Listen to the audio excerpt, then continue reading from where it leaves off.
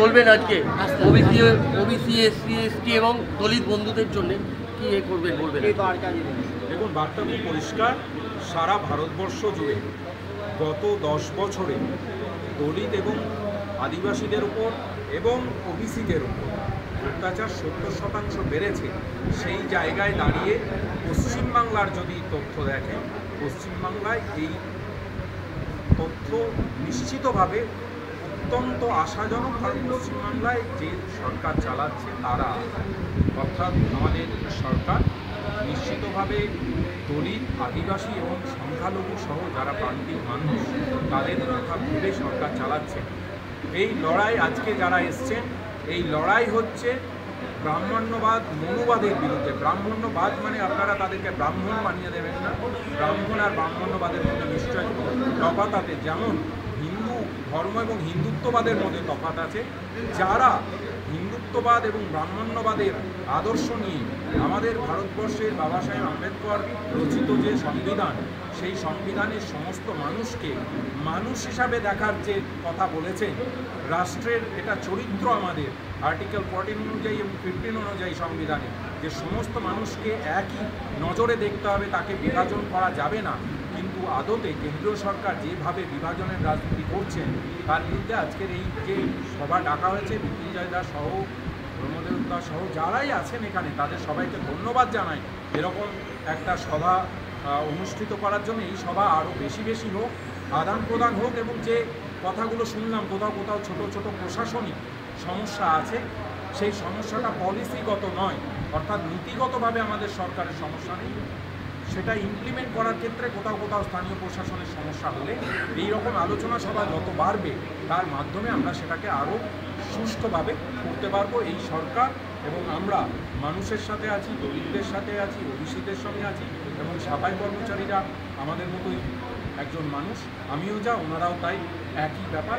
সেই আদর্শে বিশ্বাস রেখেই আজকের এই সভা। আমি আমার সাফাই কর্মচারীদেরকে ধন্যবাদ জানাবো, যেনারা আজকে অত সংখ্যক মানুষ ডাকে এসছেন। কারণ সবথেকে বড় ব্যাপার, আমাদের 4টে দাবি ছিল সাফাই কর্মচারীদের নিয়ে, সেলকাস্ট নিয়ে, এটা তন্ময়বাবু পরিষ্কার করে দিয়েছেন। আমরা আশাবাদী মৃত্যুঞ্জয়দার মাধ্যমে তন্ময়বাবু এই সমস্যাটা মেটাবেন। সবাইকে আজকে আসার জন্য ধন্যবাদ। আচ্ছা, প্রত্যেক পৌরসভার অন্তর্গত যারা সাফাই কাজ করছে তাদের বেতন খুবই ন্যূনতম এবং তারা কাজ ছেড়ে চলে যাচ্ছে, সেই দিকে কীভাবে নজর দেবেন? সেটা আজকে তন্ময়বাবু কথা দিয়েছে কি এরকম হতে পারে না, এটা আমরা খুব মনে প্রাণে চেষ্টা করছি যাতে এই সমস্যাটা মিটে যায়।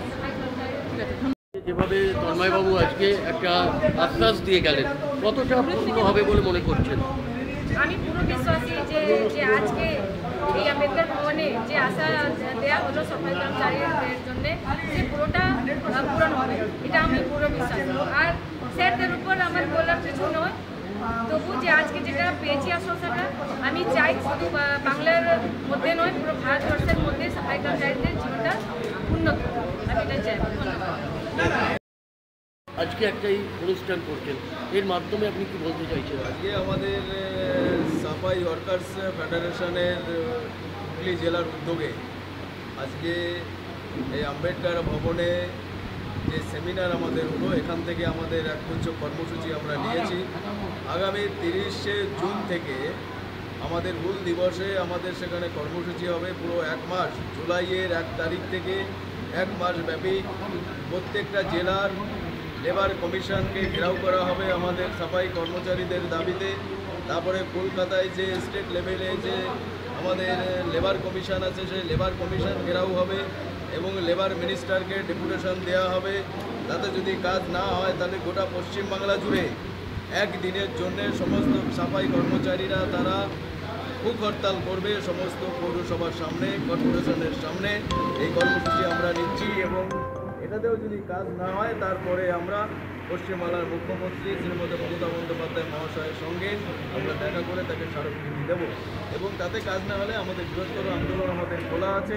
এবং ভারতবর্ষের যে সংবিধান, সেই সংবিধানের সাফাই কর্মচারীদের যে অধিকার আছে, সেই অধিকার যতক্ষণ না আমাদের ভাই বোনরা পাচ্ছে ততদিন আমাদের এই আন্দোলন জারি থাকবে।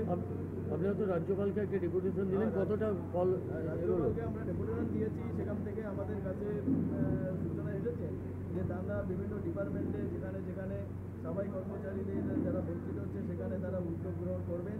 এবং রাজ্য সরকারের বিধানসভার জয়েন্ট সেক্রেটারি মহোদয় থেকেও আমাদের কাছে ফোন এসেছে।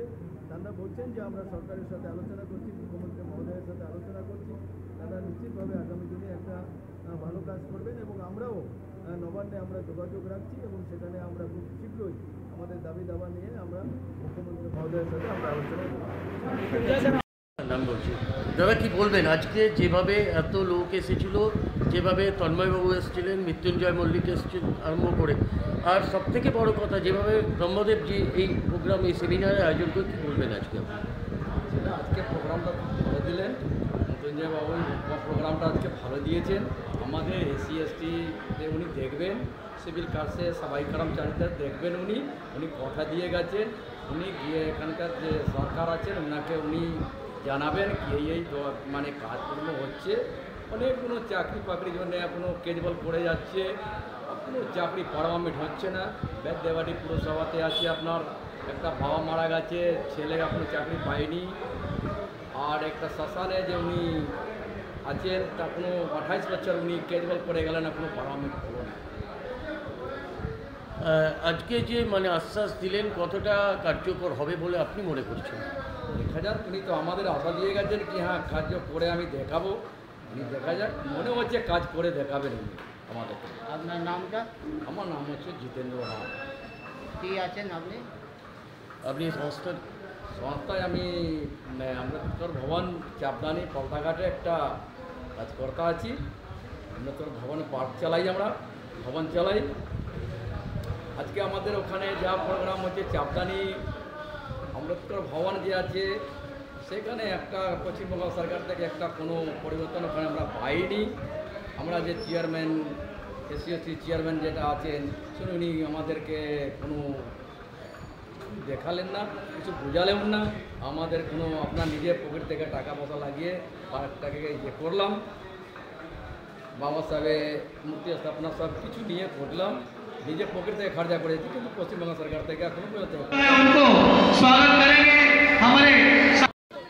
আচ্ছা, हम लोग के আমাদের সকলের প্রিয় চিফ গেস্ট যিনি অত কষ্ট করে কলকাতা থেকে এসে সময় দিলেন, আমাদের মৃত্যুঞ্জয় তন্ময় বাবু আর এই পশ্চিমবঙ্গ সরকারের যে সেলফ এমপ্লয়মেন্ট প্রজেক্টের চেয়ারম্যান, উনি আজকে বাবা সাহেবের মূর্তিতে মালা দিয়ে ওনাকে সম্মান জানাচ্ছেন।